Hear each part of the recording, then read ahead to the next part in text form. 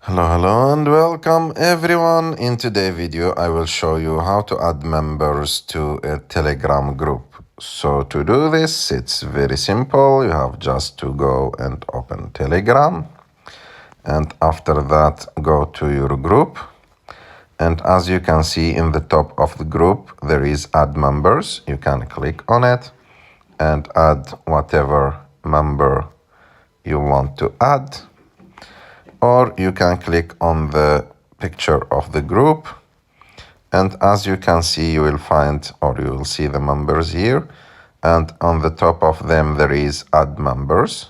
You can click on it also and add all the members that you want to add. I hope that you like this video. If you like this video, don't forget to subscribe to our channel, to like this video, and see you in the next one.